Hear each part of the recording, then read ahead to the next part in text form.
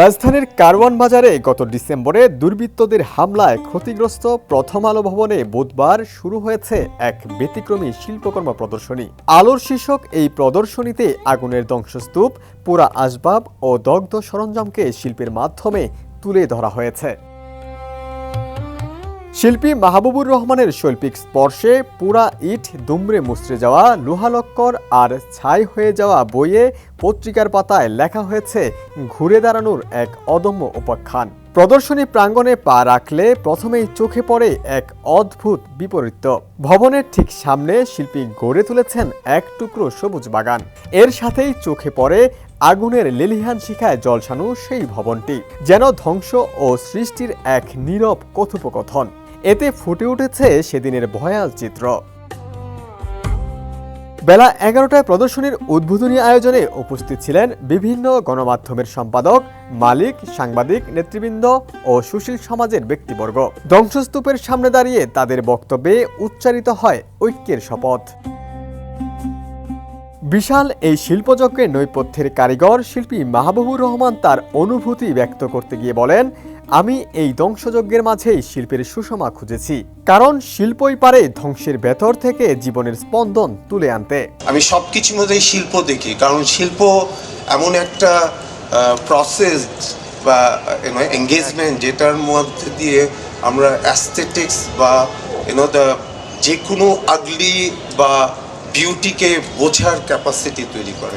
The daily star পত্রিকার সম্পাদক মাহফুজ আনাম তার বক্তব্যে বলেন, এই আগুন কেবল ভবনে লাগেনি, লেগেছে মুক্ত চিন্তার গায়ে। এই ঘটনাটা খুব করে যে আকস্মিকভাবে হয়েছে তা না। আমি অনুরোধ করব এই নতুন সরকারকে যে আপনারা যেন নির্বিঘ্নে ইনভেস্টিগেট করেন এবং কারা এটাকে উস্কানো দিয়েছে, কারা এটাকে বাস্তবায়ন করেছে, তাদের যেন আমরা জনসম্মুখে তুলে ধরতে পারি।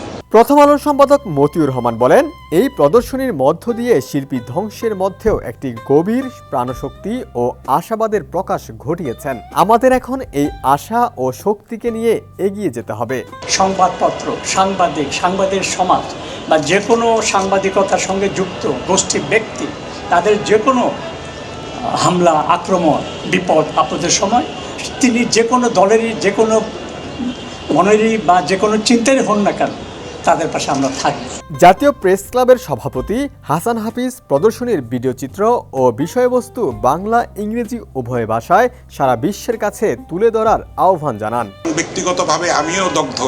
আমরা এই দগ্ধতার থেকে যে ফিনিক্স পাখির মতো আমরা আবার উত্তরণ ঘটাতে পারি, আমাদের নতুন প্রজন্মকে এখানে এনে দেখাতে হবে, তাদেরকে বোঝাতে হবে।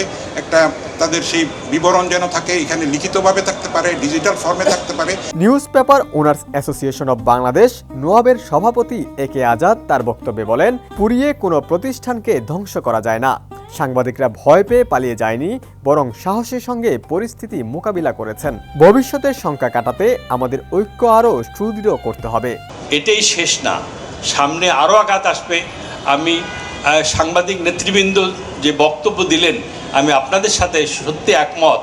যদি আমরা ঐক্যবদ্ধ থাকি, প্রকাশক, সম্পাদক এবং সাংবাদিক নেতৃবৃন্দ, সাংবাদিক ভাই বোনেরা যদি আমরা, তাহলে যে কোনো অপশক্তি হোক না কেন, যে কোনো শক্তি হোক না কেন, আমাদের পরে পুনরায় আঘাত করার ব্যাপারে চিন্তা করবে।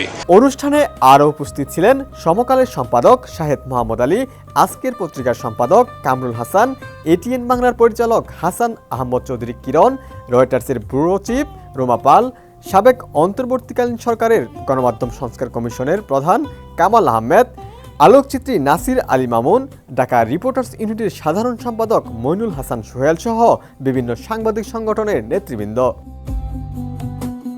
ডেস্ক রিপোর্ট, সমকাল।